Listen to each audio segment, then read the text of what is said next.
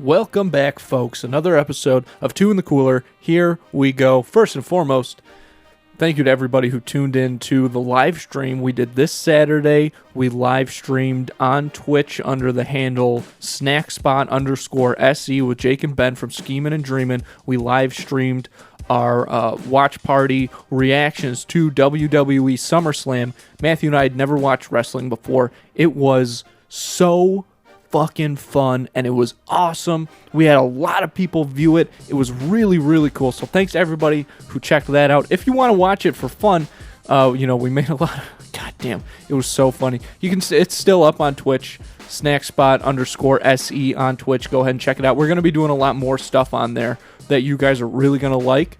So feel free to check it out, and we appreciate everybody who watched the live stream this past Saturday. Thank you very much. That was a fucking blast. Obviously, folks, if you don't for some reason, you have to follow us. Twitter, Instagram. We're on TikTok now, and YouTube, Two in the Cooler. We're posting clips and highlights on the YouTube. We've got full episodes, all kinds of great highlights. It's the best way to get the podcast, in my opinion, so be sure to subscribe to that if you haven't already. Follow us, check it out. Before we get into the show, which is a very good one, I might add, got to tell you about Instacart. Instacart, it's the best way to get not just groceries, but some of your favorite products from some of your favorite local stores delivered right to your door in as little as 1 hour.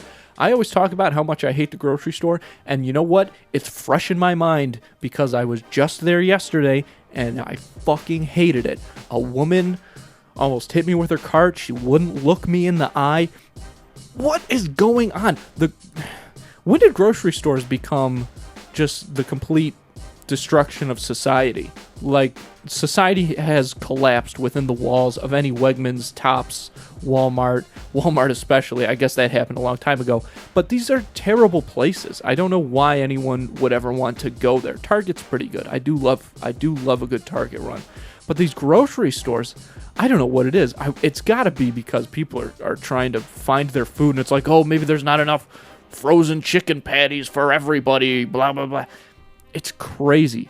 Avoid all that and just use Instacart and get some of your favorite products delivered right to your front door in as little as 1 hour. And the best part is right now, Two in the Cooler listeners get free delivery on their first order of $10 or more. All you got to do is spend $10 and they'll deliver it to your house for free in as little as 1 hour. Start using Instacart today. Make life easier on yourself. Also, folks, I've got to tell you about the merch. Merch, teespring.com/2 in the cooler. We've got logo merch, hashtag pizza tipping, Matt Can't Read, and the summer line. This might be the last week to get it. It's only going to be up for a couple more weeks at most. PTP, Protect the Prostitutes. That's the summer line right now. We've got tank tops, t-shirts, hoodies, all that good stuff. Stickers on there, mugs. You're going to love it. The reason we chose Teespring is because it's the quality stuff. You know what I mean? Literally just the other day, I got a t-shirt from something that I'm a big fan of, and it came in the mail, and it was incredibly shitty. It was a very shitty t-shirt, and I was like, I would never sell this to somebody with the Two in the Cooler logo on it, baby, okay? Because we're giving you that quality stuff. I'm talking Target quality, okay? I just said I love a good Target run. This is Target quality merch, and you can only get it in one place, teespring.com/store/2 in the cooler. Hit the link in the show description. Get yourself that deal today, folks. All right, here we go. Here's the episode. Cory Quinn on. Fascinating guy. He runs this haunted forest thing, which you've probably seen around a bunch. It is fascinating listening to what they've got going on. It's gonna be huge. There's a link to that, obviously, in the show description where you can see details and ticket information about that. He was awesome to talk to. He's a really cool guy. I think you guys are really going to like this episode. Thank you for following. Thank you for subscribing. And thank you for listening, folks. Here we go. Ready to go. And Andy, welcome back. Another week down. Shit. Oh. I didn't set my camera. That's all right. Go ahead. Is it on you? Yeah, it's on me. People don't really care close about your face, to be honest. I disagree. Less than they do mine. But we're here, episode 73. Yeah. Coming off... Oh, he's moving. Coming off a big live stream. A big live stream. So for those of you who tuned in, we were live all night Saturday night. watching WWE SummerSlam. Andy, I'm waiting for you to come back so I can ask you about it. Oh, okay. Yeah. See, I was under the impression that this was a podcast where we had a great guest on, and that Well, we we would do. want to spend some time talking to him. No, we are. But I guess if that's not on the where agenda. I was leading this into. Oh, okay. Yeah. But now I guess you can go. It's your turn now. I'll just sit here quietly. Cory, thanks for coming on, man. Yeah, no problem. I'm man. excited Great to talk be to here, you. guys. So, you're running the Haunted Forest. We are. Will you explain what that is in your own words for just real quick for some folks? Sure. What we've done, it's a haunted hayride. We've got a haunted house and a corn maze and a farmer's market with food, drinks, everything. You come out, it's a family destination or date destination, and basically we've got a great horror story of a family that terrorized a property about 100 years ago. They were killing people, and people were going disappearing on their property 100 years ago. And basically, fast forward 100 years later to modern today, the graves got open somehow, and now people are disappearing again. And that's kind of the story. And what we did is we bought some really high-tech, state-of-the-art hayride trailers. So people will come out and they're going to ride in style when they do this. And we pre-recorded the whole story and the actors' lines and everything to really immerse people, almost like, so when they're sitting on that hayride trailer, they're going to be like at the movies, watching a movie being performed, a theatrical performance of this horror story being performed during this hayride. Yeah, very unique. It's a very unique idea. And what I have been really wondering is, how the heck did you even get into all this? Because have you ever done anything close to this before? Yes and no. Drugs help. Yeah, for sure. Yeah.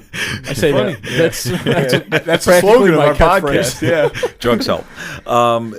I was always the choreographer guy on in the band I was in for a long time. So I was always the stage guy that thought of the props and the setup and the performance part of it on top of the music. So and then I actually did. I was always a creative guy where I wrote books when I was little. I did actually do some Halloween setups. And then I've been wanting to do this for years, and about a year or so ago started putting it together with the plan to launch it this year. So, Cory, the first time I met you, I remember, we kind of had linked up to work on some other stuff, and right away the idea of you coming on the podcast kind of came up, and we've been really excited for this episode because I am a huge Halloween guy. I'm a huge horror movie guy. And the first thing that I noticed when I met you was I knew that's exactly how you were. I could see from everywhere where we were that you loved Halloween. You loved horror movies. We had that conversation right away. We did some stuff. And then finally, we had actually one time got the opportunity to go out to the location, and I looked at it, and I was like, this is fucking awesome. Yeah. Like, this is going to be so cool. I wasn't even really coming in with questions. I was coming in more to just talk about how freaking cool this is going to be. I know Andrew's our question guy. He already belittled me once for it today. So we'll allow him to do that. So you talk about how you kind of had the idea and all this stuff. So, I mean, I don't mean to kind of rephrase what a question that I already asked, but what do you want people to expect? Like, what do you want people to get excited about there? What I want them to get excited about is, one, they're going to step into something that's never been done on a hayride. This is not a hayride where people just jump out and go boo. I mean, we've got some thrill, and we're going to scare the shit out of people. All right, our goal is to make you just walk away from that hayride trailer and go, holy shit, that was the coolest ass hayride I've ever been on in my life. And we're going to do that. We are going to make people think that when they walk off, we are resetting the bar for hayrides. I really feel that our hayride, with the technology and what we've done, is so far above what normal hayrides or what the expectation of hayrides are. We're resetting that bar. And I think people are going to walk away going, holy shit, God damn, they hit that. And that's my goal. So I can't wait to go, personally. I don't know when I'm gonna, but I can't wait to. Yeah, well, And if you get too scared, and yeah, is there a safety exit? Yeah, like there's on a chicken Tower of exit. Terror? I'm a big time chicken exit on Tower of Terror guy. we just throw you off the hayride. Yeah, just we'll bury fend you for out back yourself. with the rest of them. Yeah, exactly. All the chickens. You get picked become up. part of the story if you get too scared. Yeah, it works out perfectly. It's funny that you mentioned Tower of Terror because what you were telling me out there, and based on like a little bit of what I know about you, it does seem like you're kind of trying to bring a larger, some would say more of a Disney scale to these hayrides, which traditionally I think have been kind of smaller scale, fun, just kind of like even maybe just something as like a side thing to do while you're like buying a pumpkin or whatever, you know what I mean? Right. You're bringing it to the next level with this. We actually, it's funny you mentioned Disney because my wife is a blogger for a big Disney group. So we go to Disney a lot, and that's where we kind of said, imagine if we could take this technology and move it to a hayride and immerse people into this hayride where they feel like they're in the story as it's moving, kind of like what Disney rides do. We said that would be so cool. And that's exactly what we based it off of, is Disney rides and Universal Studios. That's what we based the technology is and how we did this. That's exactly right. That's how we got it. Immersive, it just seems like that's, I think, the part that's going to really blow people away is from what we saw when we went to the property, you're there. You're in it. You're on the Gauguin farm. Oh, yeah. This is not just like, okay, here's the Gauguin thing over here, and then what? It's like, boom, you're there, like, they're there running around. It's wild, fully immersive. Yeah. That's incredible. You seem to me like a guy with a lot of big ideas. Some would say that, yeah. Usually I get shot down or made fun of for most of them, but that's okay. That's what I was kind of curious about, because I have to imagine, I'm like, this cannot be the first big idea that this guy's ever had, seeing what you're doing with the Haunted Forest. So that's kind of what I was wondering is, I mean, how have you dealt with things when they've gotten shut down before, and how does it feel now that you're so close to having this one come to fruition? Back when I was in a band forever, I always had the ridiculous, crazy idea, strippers, midgets, nothing was off the table. Lighting one on fire, putting one in a cannon, I don't know. A stripper or a midget? Both. Okay. Or myself. Yeah. Or myself. Naked. I don't care. But, and no disrespect to anybody, of course. But I always thought of just being, too much is never enough. Too much is never enough. And everyone always used to say, no, shut it down, shut it down, shut it down, shut it down. And now, finally, no one's saying that. And when it... I don't mean to cut you off, but when it comes to a project like this, like, eccentric is the way to go. Exactly. That's what has people so excited. You talk about all the different moving parts that are going into it, how immersive the story is, how much you'll feel like you're there when you're going throughout this hayride, things like that. And it comes back to the Disney experience. Disney is something that we've talked about a lot of times on this podcast because we were kind of the same way, especially growing up. We were always at Disney. And for people that don't know, there is nothing around anywhere, doesn't matter where you've been, especially in Western New York, that has ever captured kind of the essence of what Disney brings into its rides, right? They're so immersive. They're so it feels like an experience that you've never had before. And just talking to you, the few times that we've been together and stuff like that, you with not only your background and knowledge of kind of the way that they do things at Disney World, plus your over the top mentality, plus your interest in horror movies and Halloween in general. I mean, it's like the perfect fit. It comes all together for what is going to be one of the coolest fall attractions that will probably ever happen in Western New York. I'm hoping so. I'm geared up to do it. Like I said, when we did this, that's exactly what we thought. We said if we could take what Disney does and transfer it into a hayride, how cool would that hayride be? And I'm going to say a big throw out to the 30 actors we hired. They nailed it. A lot of them never acted before, and they came in and they feel it and they're in it and they're excited about it and they can't wait to perform this. for all the people that come. They're just excited as hell. And I'm excited for them because I'm so proud of all of them. We got such a diverse staff, and young, old, everything in between. And it's amazing how these 30 people are just kind of becoming the Gogan story. It's incredible.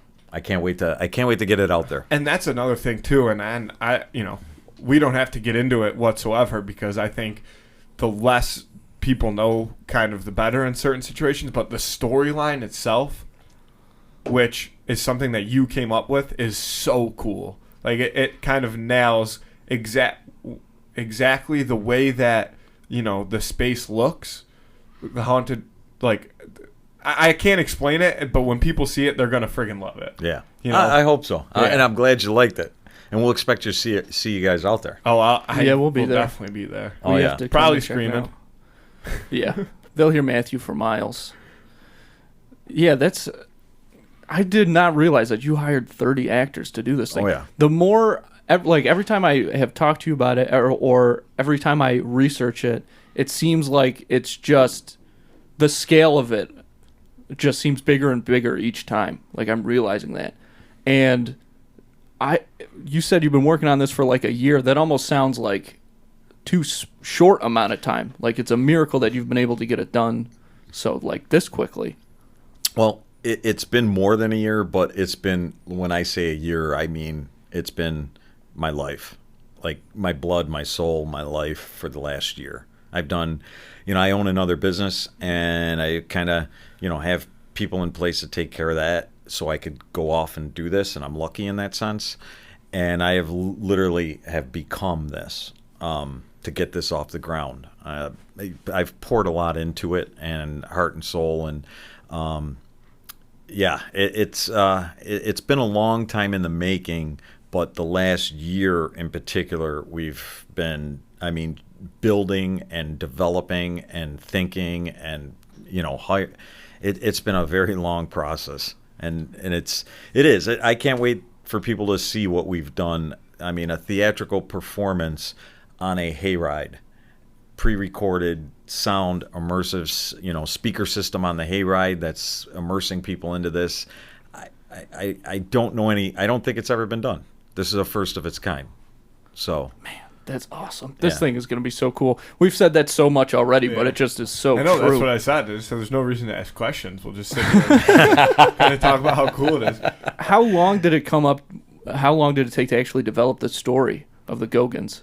It was about a 3-month process where it kind of came together and then pieced together, and then we filled in the parts, and it actually evolved right up until a few months back. It was still evolving because more and more pieces came to fruition. We had some help along the way and whatnot, and we started getting, well, let's add that cool piece. That kind of completes that character, that piece.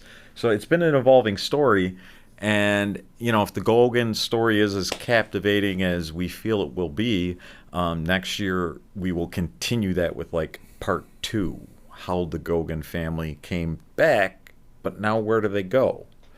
So kind of like part 2. So we're hoping that the Gogan family is as captivating as we think it will be, and if it is, next year we plan to keep going with like what happens from here, kind of thing. And that's another huge reason why this is going to be the shit. Because, think about the Twilight Zone, right? Or even like the Halloween, like the first 2 Halloween movies. It's cool to have something that you can go back to each year and rewatch or re-experience, and it's the same. But things that change when you go back, it's TV show each week with this each season, and you don't know what you're going to get, that's something that nobody's ever fucking done before with these hay rides. Right. Exactly. That's going to be really cool. And I'm excited if the Gogan Part 2 happens. What comes after that, that's what's going to be really interesting. If that happens, do you think you're going to bring on like other people to help you create these stories, or because you must have a lot going on like inside? Yeah. So there's already been some people that have helped out this year, came out of the woodworks, met through random meetings, and they've helped out and added great things. And honestly, yes, probably yes, we will bring in other people to create the story. Inevitably, what we would like to do is put these around the country and have, one here, one in Florida, one in North Carolina, one in out west, and build kind of the Haunted Forests brand where we create these horror stories that are played out theatrically on hayrides throughout the country. Because I think that, Buffalo loves horror, but I think everybody does. I just love Halloween. Yeah, me too. I was actually saying this to somebody the other day. It's like, it comes the end of August, and obviously, we all live in the Buffalo area, and we have these horrible winters, and you're like, oh, can't wait for summer. Then all of a sudden, it's the end of August, and it's 90 degrees every day, and I'm like, cool it the fuck down. Like, I'm sick of this heat. Give me 65 degrees. Let me throw on a hoodie and some shorts, make a couple leaves fall. Like, let's get the hell out of summer. And it's like, you have to enjoy it, and then all of a sudden, I get so sick of it. So I think that's another reason why I love Halloween so much, because I love that weather period. I mean, it's just fall, Sports are back. Everything's back. Yeah, I know. Hockey. Yeah. Football. Everything. Football. Yeah. Go Bills. You guys are both pretty big hockey guys, right? Oh, yeah. How do you feel about Rick Jeanneret? He's on his way out now. I feel horrible for Rick Jeanneret. Yeah. Because I remember being little, and you probably remember this too. The Top Shelf where Mama Hides the Cookies, like DVD. Do you remember? Like yeah. he had a DVD, and it was like a highlight reel of his calls. It was like 45 minutes long. I used to get home from school and watch it every single day. Like I know every single play in sequential order that went into that video, and I was just obsessed with it. And I used to think even then, and I was probably too young to even like realize how important this was, but I used to always say, because you hear other people say, like, oh, I hope the Sabres win a Stanley Cup, like, while Rick Jeanneret's still here. And then, he battled cancer. He came back. He's been, still around, but mostly, like, home games. I mean, he's very, very old. So I wish that his final season was one that he could look forward to a little more. But anybody who knows what's going on in the Sabres organization right now, I don't think anybody's super thrilled about what's to come in 2020. No. So poor Rick Jeanneret. So I feel bad. I'm gonna miss the hell out of him. No offense to Brian Duff, but he's no Rick Jeanneret. No, so. I don't think anybody can replace Rick Jeanneret. He's will one be of in the Hockey Hall of Fame. He's up there with the guy from Don Cherry. Yeah, he really is. He's right up alongside Don Cherry as far as his announcing capabilities. Yeah. Not quite as racist, but he's still up. Yeah, but you know what I mean. That animated character. Yeah, he's and he's been with the Sabres almost since their inaugural season, I think. Probably. So that's a damn long time. That was in 1970, just so you know, Andrew. And they still haven't won a Stanley Cup. What the fuck? I never will. But no. Yeah. And now they're rebuilding again. Perfect. I know. After rebuilding again and again. Yeah. Oh well. Well, maybe maybe all of them will just come on the hayride and have some fun. Yeah, exactly. And then they'll lighten up a little bit. Like, hey, we can actually enjoy ourselves. We don't have to act so we can do something fun because it doesn't look like they're having fun playing hockey. No, it does not. Unfortunately. And hey, listen to all the Buffalo Sabres listening out there. You probably should do that. You need to take a load off, boys. So.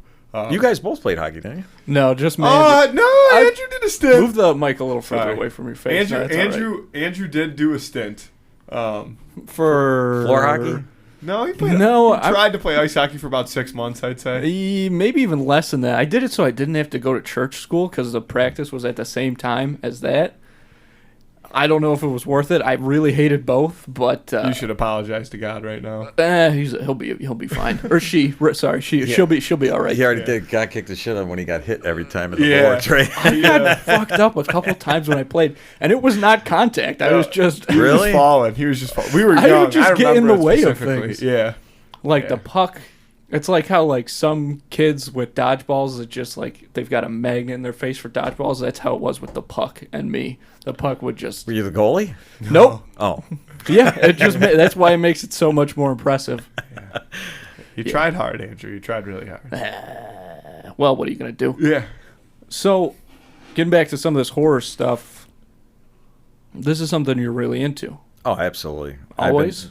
I've been. If you looked at my house decor, you'd think that it was, the bar in the basement there looks like it's, I actually brought a lot of the stuff from there to decorate. So Really? Yeah. These are just regular decorations you've got around your house. Yeah, absolutely. Absolutely. Yeah, Matthew was saying that there's a room in your house that's like fully haunted mansion themed. Oh, yeah. It was the first thing that I like, because the first night I met you, Andrew wasn't there, so I'm leaving. I call him. I'm like, "This is gonna be awesome. These people have an entire room in their house based off the haunted mansion. Like, this is gonna kick ass." You just know, when you just know something's gonna be good, and you walk into somebody's house and they have a room like that I've never seen before in my life. It's the coolest, especially as somebody who I love the haunted mansion. It was always my favorite ride at Disney. Yeah, it's but awesome. Even that, I used to definitely probably cry on when I was a child. I did a lot of crying at a young age. Yeah, you were a at big an older crier. age. Yeah, I'm glad that's been coming up. Probably until I was about because- 19. Yeah, I used to cry at everything. He's a big crier, man. That cannot be I understated. gotta get gas. Yeah, That's pretty I much. actually got the theme of the Tower of Terror here tattooed. Oh yeah, that's the. And you have like the Twilight Zone stuff? door. Yeah, the Twilight Yeah. Zone stuff and the bellhop and the buildings up here. Oh, That's a Tower of Terror building. I wanted a tattoo. I had an ugly tattoo there, and I came to this guy. I said, I want a cool looking 1920s theme. And he goes, like what? I said, I don't know. And then I said, well, I'm a big Disney thing. What about the Tower of Terror building? And he goes, show me a picture. I did, and he's like, I could do that. I could fit that right over the top of the cover up your ugly. I didn't even know. Didn't even know that. That's even cooler. So the Tower of Terror is my least favorite ride at Disney World. Really? I think that here's the thing. What? Is When we That were on thing's there in April, awesome. it was like the only reason Matthew went on is because his girlfriend was there and he She didn't likes want it, to. Yeah, Oh. I had to do it. But I'll do it. Here's the thing: is I love roller coasters, but I'm deathly afraid of heights. Like roller coasters don't make me afraid of heights because I just think it's a thrill. But when you're in the Tower of Terror and you're in that black room, but this is back to talking about Disney. The thing that makes it so scary is how freaking creepy, like the ride line is. When you're in line for that ride, it's like everything looks just spooky as shit. So it's just that hype up of like, this is already spooky. Now I got to go out, get on this elevator that's going to drop me. And I think it's so cool in there. It's worth going on the ride for me just to be able to look in there. But I get so scared. Oh, so so we kind of stole another idea from Disney that's with that. what you were just talking about. A trailer that you guys know very well. Like we're putting a precursor tent up that when people come to the ride, they'll wait in line, and as they're waiting, they'll see a mini movie about the Goguen story that'll kind of explain it, and they'll be able to see it, and it'll really immerse them to go, okay, so what am I getting into before they get on that ride? That movie's going to tell them all about the legend of the Goguen family.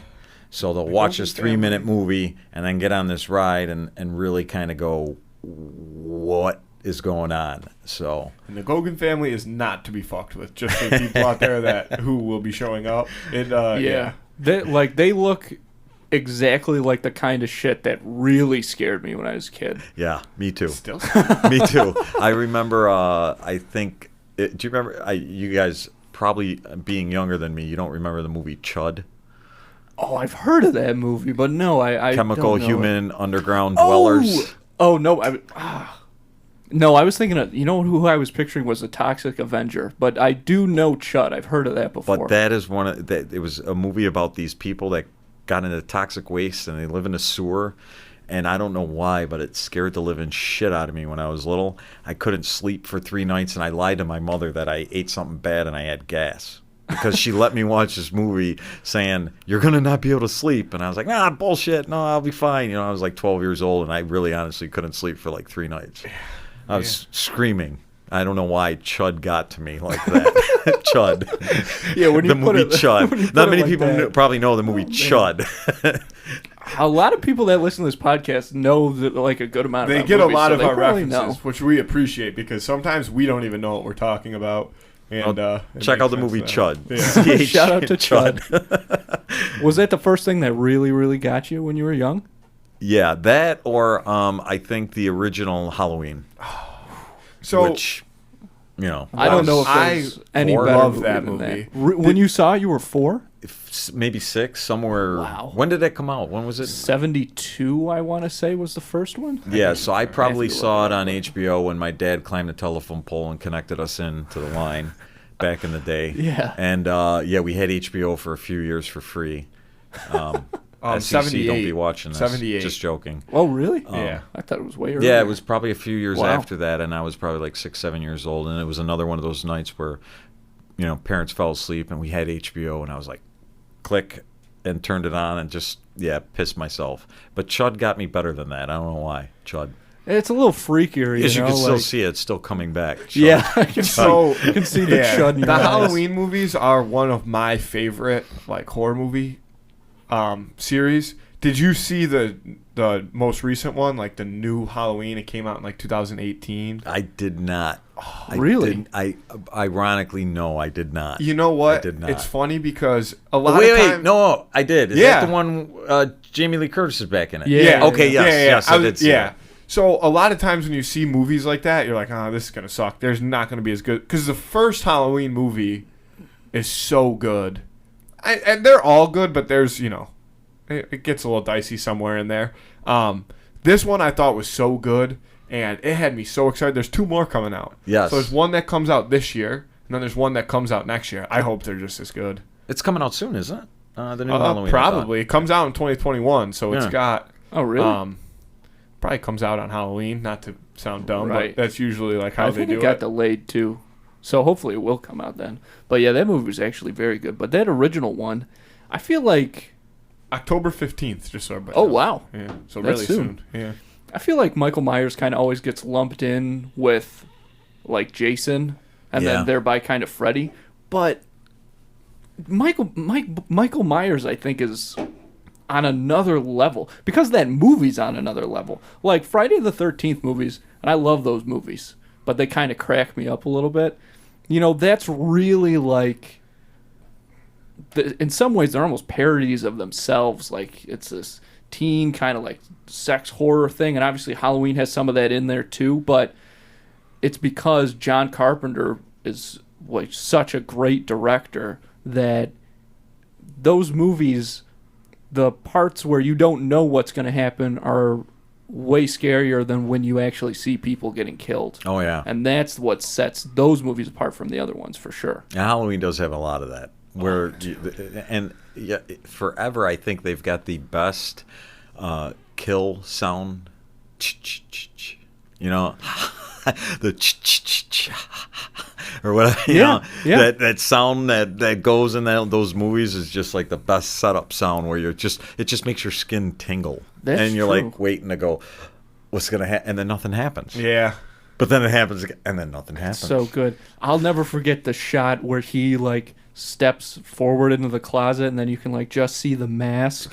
Oh yeah. That changed the game for me. I was like, whoa, this movie's crazy. It was Yeah. awesome.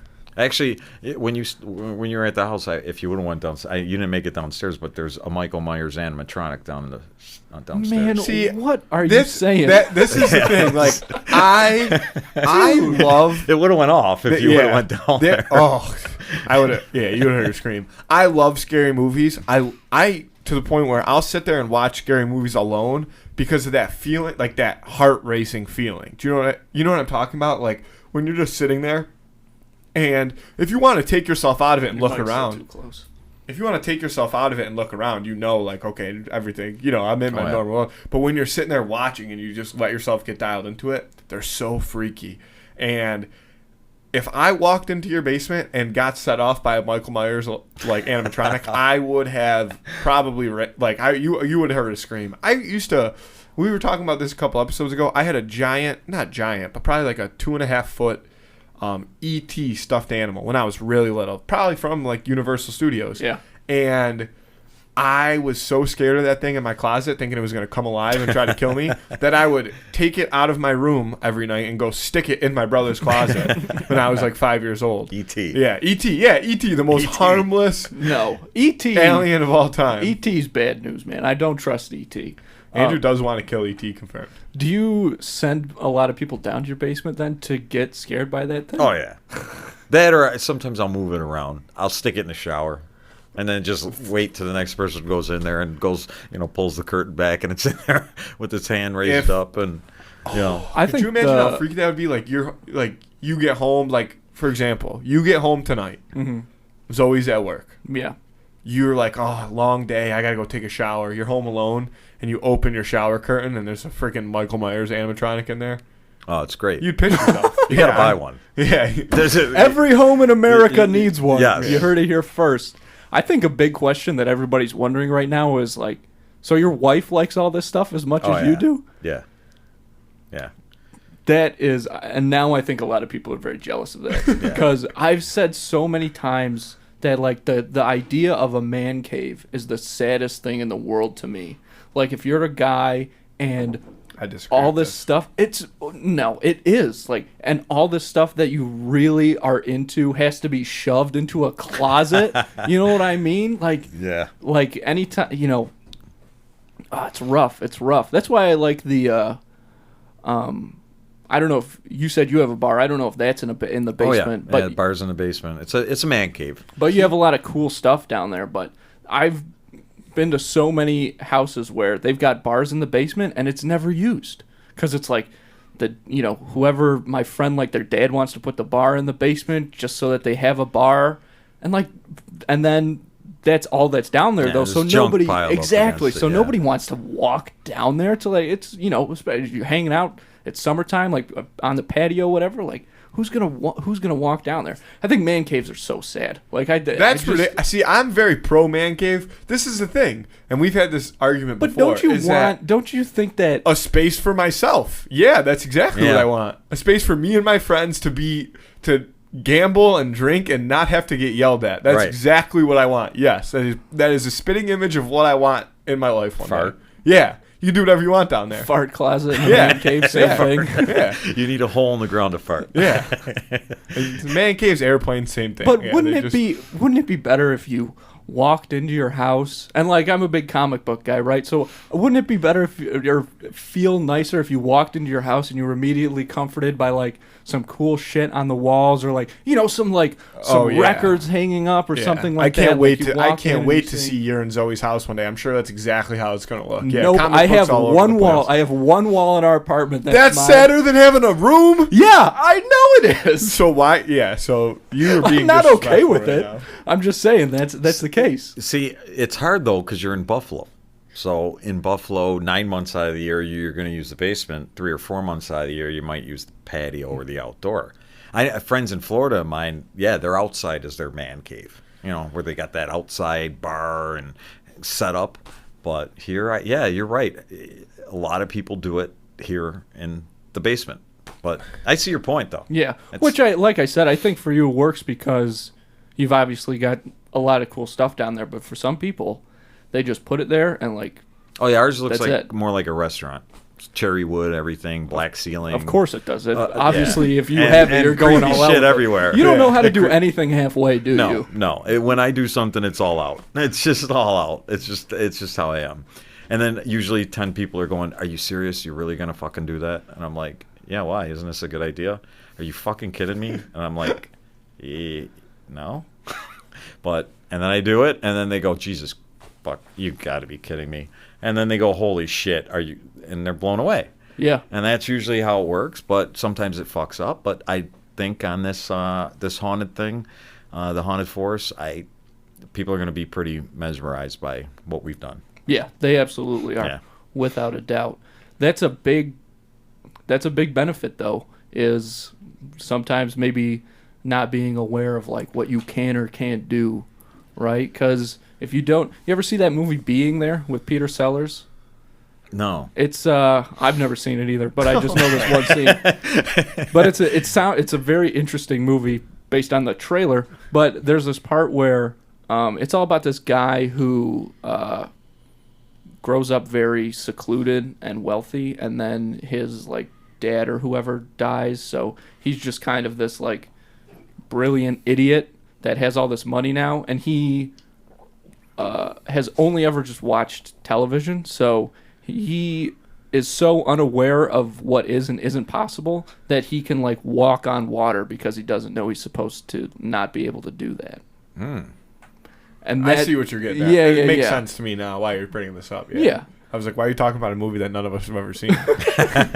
Because he likes Jesus. Yeah, he does. Yeah. Well, he ended up quitting hockey, so that means he must have come back to church school. God, Yeah. hockey, Yeah, God. chooses God every time. Yeah. Yeah, no, I see what you're saying, and yeah, I mean, I was worried. I was honestly worried up until this weekend that would this come off like I wanted it to? Would the vision I had of it be able to be pulled off? Because it's so many moving nuts and bolts, and like I said, our cast of actors, they nailed it. I couldn't say, I mean, bravo to them more. If they're listening, they nailed it. And I'm some impressed of with every some one of the them. set stuff that like we had gotten kind of a sneak peek at looks so good and so cool and just so creepy. I love creepy shit. It has me so excited. Like so I have a proposition for you, Andrew, and then so I think that we should do the Who Would Win of the Week. Okay. And then I think we should come back and talk a little bit more to the people about how they can get to experience everything that we're talking about. Okay. Sound like a plan, Stan? Sure. All right. So you want to tee up the Who Would Win of the Week? Who would win of the week? We wanted to do something a little creepy. So we've got Jack Torrance from The Shining, Jack Nicholson's character, and we've got Patrick Bateman, Christian Bale from American Psycho. This is a good fight, I think. Yeah. It's a really good fight. And it's because there's differences here, but we're talking about two crazy people. For sure. But different types of crazy. Yeah. Jack Yeah. kind of leads himself on to craziness. Well, yes and no. There's some factors that involve being stuck in that hotel for that long, but he kind of drives himself to craziness. You know what I mean? Whereas when you're just like a hidden psychopath underneath everything else that you have going on in the regular world, those are the type of people that scare the shit out of me. Yeah. Well, that's the big difference between them, I think, is that Jack Torrance is the manic killer, like kind of a wild card. You don't know what he's going to do. Patrick Bateman, there's nobody more calculated than a psychopath, you know what I mean? And he was a banker. So what kind of fight are you talking about? Is This this, is like a- this is a- like fist fighting, or do they get their weapons that they normally would? So we carry? usually this is a debate we usually have once we start. I think in this case they should get the Weapons. weapons. wrestling fight, or- Knife. Oh, they get their Axe? weapons. Knife and axe. Knife yeah. and axe. So for this one, because their weapons are so kind of iconic to go along with those characters, I think for this one they get it. A knife and an axe. Okay. So I'll start real quick with touching on what you just said. You're talking about somebody who's kind of manic compared to somebody who's very calculated in the way that they kill. The thing is that in The Shining, I feel like you see Jack go through like a tremendous amount of pain, and until he actually freezes to death, he doesn't even really realize it or consider stopping about it because he is so crazy. So I think that's something you have to consider, is that he's going to be able to take some abuse. He's going to get diced up a few times. It's not necessarily going to stop him right away. I would agree with that. I could see that. What about Patrick Bateman, though? Let me say it. He was a mama's boy, right? I mean, technically. I don't remember. Does he really have to take like the other end of violence in that movie? Not that I recall. I don't Yeah, I think don't he think really he gets does. beat up, but Doesn't his mother beat him? I'm pretty sure. Could be. I Mother yeah. beats him a little bit. That's why he's all messed That's up. why and it's all like, that. yeah. Oh, Okay. That's why sounds he's right. psycho, Alright. because he Yeah. had. Well, then the mother died, and he had her in the bed, and she was dead. we finally figure that out. After. Yeah. Is that in the first one or the second one? Can't remember. That's It's been Norman so long Bates. since Oh, that's right. I'm thinking of Norman Bates. Oh, Which is also a good one. Oh, okay. I'm going off on the wrong movie here. All right, my bad. Okay, Yeah, we got so into- Patrick Bateman was American Psycho. Yeah, that's we right. got into Okay, Psycho. with the chainsaw. Yeah. Okay, when he threw the chainsaw down the stairs. Okay, Yeah. see, my head's going so fast with all these Too many horror different movies. movies. Seriously. Yeah. Sorry about Well, that. you're ankle deep in that shit, right now. I got all the horror things going 1,000 miles an hour. Yeah. So yeah, Patrick Bateman, the guy with the chainsaw that throws it down the stairs, and it hits the girl when she's Yeah. running out. Yeah. No, he does not. Okay, so he does not experience the other side of the violence that No. we're thinking about. Okay. No. So I think that if he did, his reaction to that, having never really experienced it before, would just be pure anger. Because I think the thing that would irritate him the most is that him losing this fight would mean him not getting what he wants. And that's something that he obviously does not deal with very well. I also think, and this might be, you might not agree with this, but when you talk about him being on the receiving end of violence, I think that he almost has a little bit of, not that this is a good comparison, but like Heath Ledger, like Joker in him, where I think that I feel like I see him getting cut and like looking at his own blood and almost like wanting to like lick it off and using it as fuel. Like I feel like he's a legit crazy person. I mean, he is. He's a psychopath. He's a narcissist. I can kind of see that a little bit, but I what I'm wondering is if Jack's manic energy is going to benefit him in the instance that Patrick Bateman, being a psychopath, like he's so used to being on the outside of things, but he's also in that way very observant. And a big thing for him, I think he holds on to this notion that regular people have like these patterns and society has these patterns. So how's he going to react when he meets somebody that does not abide by those and is just freaking out right there, like matching a psychotic energy that he's never really had to deal with before?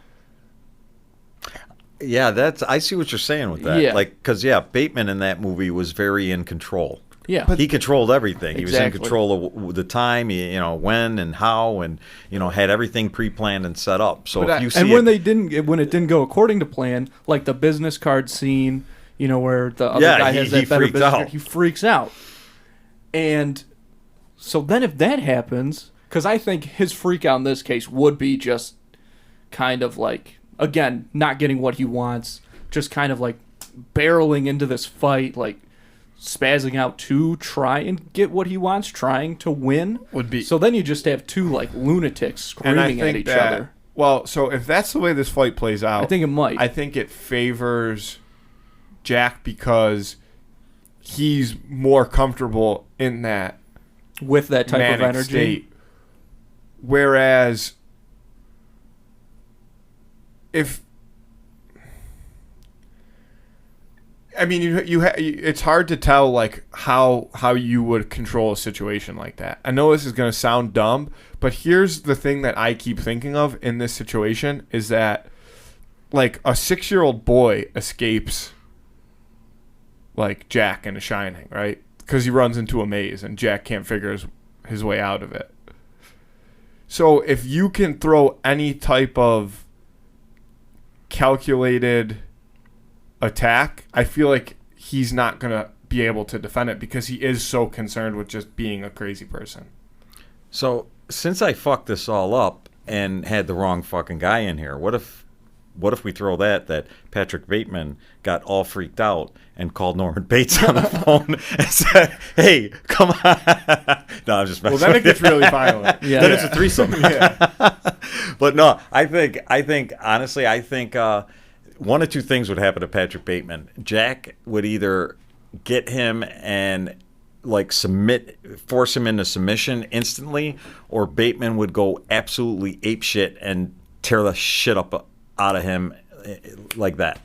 I think it's either way it could happen. Yeah. Because Bateman, like you said, during that business card scene was like, and Yeah. froze and didn't know what to do. And he actually got stunted. But if I think that if he fought through that and got through that, physically, I think he's the stronger guy. And I also think that's a great point. Actually, I forget how fit he is in that. He movie. is. Yeah, He really it depends is. too on if He's chiseled. It depends too on if he knows that he's going into this fight or not. Because I feel like his level of control and composure is higher if he's aware that this is what he's walking into. Whereas if they just run into each other on the street and both decide it's time to kill each other, I think that he does not have the upper hand, because I don't know that he would be able to come back and find himself. I think he would direct his energy into more craziness than he could handle, and I think Jack Nicklaus would probably axe him in the face and he would die. So your vote is Jack. It depends on the situation. I haven't locked my answer in yet. Yeah, I throw out theoretical situations until we decide which one we're going to I technically think go that with. even in that situation, though, even if Bateman was aware of this, his hubris would make him feel like he doesn't even have to prepare, no matter who he's going against. He's a narcissist. Yeah, that's what I'm saying. But I don't think it'd really be that different. But I think no that matter that what. also might give him an upper hand, because he's not going to look at Jack and say, "Oh, this guy's better than me." He's not going to look like, you know what I mean? No, but see, that almost plays into what I was saying earlier, because if Jack does gain the upper hand, then Patrick Bateman's like, how the fuck am I losing to this guy? And he's just going to go crazy still, right? Yeah. He's got a point. My thing is, if he gets to the point where he's losing, I think he's already past the point of no return, because we're talking about one guy with a knife and one guy with an axe fighting. It's hard to come back from an axe. It's hard. So you that. envision this them two just bumping into each other and going. Well, that's the scenario hey, watch where you're going. If we're putting them in a ring, if this is a Saturday night in Las Vegas and they're at the MGM and we're putting them in an octagon and we're saying you guys have to fight, Tickets are sold. We'll put them in a hotel. Like, you guys go in this hotel. We'll put cameras all over the whole thing and stream it to the world and just see which one of you guys can kill each other, or like an apartment complex. I think that fits better towards Bateman than it does Jack. Does that make sense? So in an apartment building where they're running around. Yeah. Okay. Yeah, I would agree. I'd agree on that one. Even in the street, even in like a public setting, if they're not confined to one open space. I don't know. Jack's home. His home turf is a hotel. I know, and he loses on his home turf. That's true. But he also gets injured pretty badly in that. And they go into a maze, which is where it really turns, so that's different. Okay, but that's what I'm saying. So, for example, I feel like Bateman would be better fit to fight in a maze. Like, that would be like he can make a more calculated decision. For sure. He can feel in control because he can remember where he's going. He's not running around frantically. Mm-hmm. So what if you put him like in a boxing ring with a referee and said, "Ding ding, go"? Well, I think they'll both kill the referee first. I think I'd agree with you. Maybe have a sure. snack. Yeah. Then move on to the ring girl with the card. Oh my God! Everybody in there is going to die except for them. A few people up front. Right, they have to guys take like you with the mics. Yeah, Yep. we're toast. We are toast. They appear to be running at us. Both contestants leave the ring. Yeah, Yeah, one goes that way, one goes that way. we're toast. Yeah. I guess in true Hoot Win of the Week fashion, that's kind of the problem that we always run into, is these crazy situations. But for the sake of the game, if we're going to put them in a confined space and they're fighting each other to the death, one of them leaves, one of them doesn't, I'd probably go with Jack. What's his last name in that movie? Torrance. Jack Torrance. I'm going to go with Jack Torrance, if that's the situation. Because as much as I think the calculated and controlled aspect of things come into play, when there's nowhere to run and nowhere to hide, if he, like you said, if, at any point in the fight things start to not go his way and he loses control of himself, that's his whole MO. He's toast. Yeah, I'm gonna agree for a very similar reason. I think that if things start to not go his way, Bateman's just not gonna know how to handle himself, and he's gonna be on the outs. Cory? I'm going to go the opposite. Okay. I'm going to say Bateman, and I'm going to say because the guy's ripped in that movie. Yeah, that's true. and he's like chiseled, and I think that He's young. if he's Forrest and Jack comes swinging this axe at him, he's got enough skivvy in him to go, move and dodge and duck and then slices Achilles' tendon off and I really trip like. him. True. I really like that pick because I do think that I let you. I can't change it now, but I do think that I let you talk me into the fact that Jack is going to come out early on top, and if that's not the case, I do think that Bateman. Well, I don't. But I mean, we're I past can't that. say, but I just so think we that got a he's- 2-1 split here. He's not going to be able to keep his Yeah. composure, Bateman. Yeah. I don't think so. And it's very possible. That's what I'm banking on. So I hope that you don't lose me this one, Andrew, because I am undefeated so far in That's 73 episodes. completely untrue. So vote on that on Instagram. It'll come out Friday. The poll. Vote on that. Let us know what you think. And then Friday, 4 p.m. Andrew Canada on Clubhouse. Come in, chat with us. Tell us who you think would win. Tell us if there's somebody else you think that would better suit this fight. Let us know. Talk more. Yeah, give us give a Norman Bates take. Yeah, I'd give love us to a hear Norman Yeah, Bates there you scenario. go. There you Yeah, go. Bring him exactly. back. Bring him in for real. Yeah, bring in anybody. Yeah, whatever happens. Andrew will never ban anybody for any reason, just so everybody knows. That's all I got on the Who Would Win the League. Yeah, that was a good one. All right, let's talk details about the hunt for us then, as we start wrapping up here. So, people can buy tickets right now, right? Oh yeah. Pre-sale tickets are going on with pre-sale pricing. So we're giving a discount for bookings right now as they're happening. Our regular ticket pricing takes effect September 1st. And this is... I just want to reiterate the scale of this whole thing. Because you have this ride, you've got the corn maze. During the day, you've got more of a family-friendly kind of atmosphere going on, right? Oh yeah, during the day, 12 to 4 on Saturdays, and then Sundays 2 in October. We take away all the scary stuff, and that's important. We felt we wanted to bring out the younger kids and families and everything. And so from 12 to 4 on Saturday and Sundays, we put like cartoon-like characters that same feel where everything's pre-recorded, speaker system, all that, and they'll meet characters on the hayride trail that are cartoony like Halloween characters. So, and they tell jokes and they sing and they dance and throw candy to the kids and stuff like that. Okay, I didn't realize this. So you've basically got one space that's you convert into two different rides depending on... Yeah, so 12 to 4, what we do is the kid rides for the youngsters, and then we take an hour off to change a set over. So just like a play, change a set over. We come in an hour, we change a set over, and we start the haunted stuff at 5 o'clock. So we have an hour of set change, and the actors go down, and then different actors come in. So, yeah. So It's actually 2 theatrical plays that happen on Saturday and Sunday. There'll be 2 performances. The daytime performance for the little kids and then the nighttime performance for, So for those of you out there that are hearing this, get your tickets, bring your kids right around 2 o'clock, ship them back with a babysitter, hang out for the night, get scared, have some fun. It's Halloween time. Everybody's going to love it.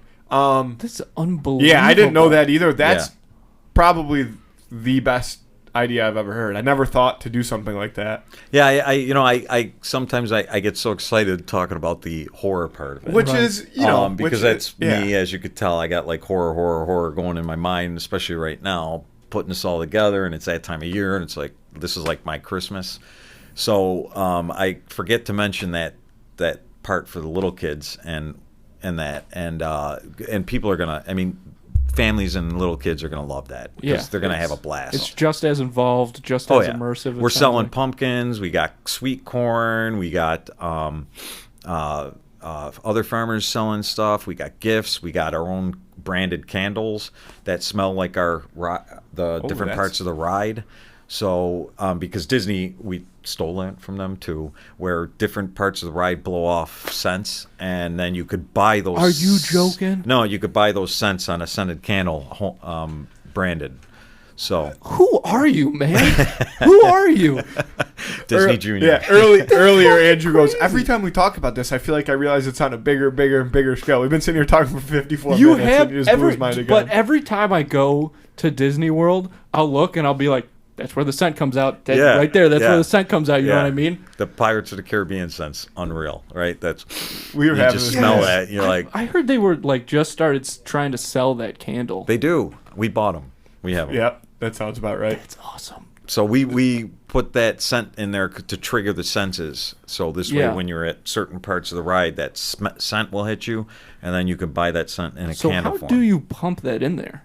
Is it some kind of Magic. machine? Yeah, is it magic? It's magic. Yeah. It's haunted forest magic. Same with the holograms that you're going to see on the ride too. You're Which going to is see another thing holograms and that's stuff gonna out be- there. I don't want to let Yeah. all the Okay, secrets yeah, out yeah, of the yeah. bag, but Yeah. there's Which a lot is- of technology we're using that's going to make this feel like something that no one's ever seen on a hayride. Yeah, there's no way. So back to the tickets though. Yeah. So pre-sale tickets on now.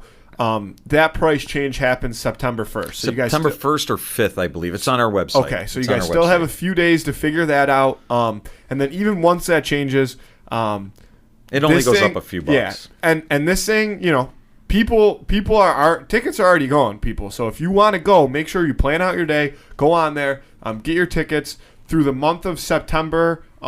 Friday and Saturdays, correct? Fridays and Saturdays. Come October, Thursday, Friday, Saturday, and even Sundays. Correct. Okay. The first weekend we are opening on Sunday. Okay. For our grand opening weekend, we will be there on Sundays, and then after that, just Friday and Saturday. And what weekend is that? September 10th. September 10th, grand opening weekend. So And I 3-day think weekend. the Bills game's happening, so we'll Yeah. watch the Bills win, and then you could shoot over to the Haunted Forest and jump on a That hayride and perfect. Sounds let like us scare a the hell day. out of you. That sounds like a lot of fun. Right up my alley. So you just talked about your website. So where can people find that website?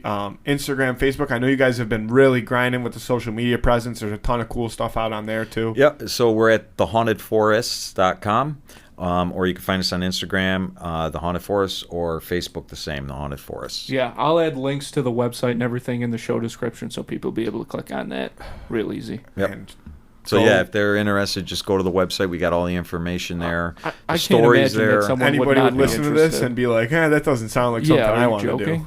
Jesus.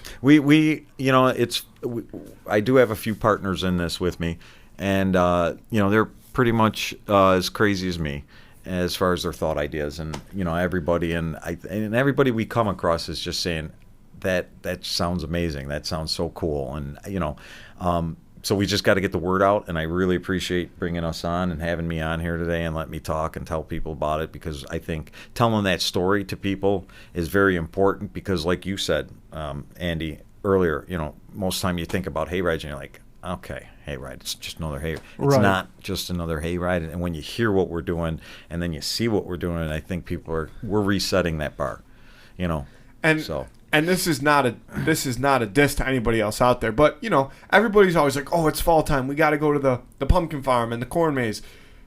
Get over the pumpkin farm and the corn maze. Like this is a new thing in town, and it is gonna be way better than sitting around picking out a pumpkin, paying $10 just to buy a $20 pumpkin and then going home. No, we sell pumpkins too. Well, I know, but I mean, you know what I mean. Like when we're talking about changing the whole hayride atmosphere, like I've been saying this whole time, I love fall, and every year I get so excited. I'm like, oh, let's go do the corn maze or whatever, and it's fun, it's enjoyable. But when you're talking haunted forest, you're talking another level of entertainment. Oh yeah, for sure. We wanted to make it a destination where you're coming out for the night. This is something you're doing for the night or for the afternoon. And everything. Yeah. And we wanted to make that a destination. And I know you said this already, but let me make sure I'm correct. You guys have like food, drink, stuff like that, or is Oh yeah, it, yeah, okay. Oh yeah, so- there's restaurants coming that are setting up, selling their food. We got wineries coming with wine tasting, so they'll be there. We got people with drinks.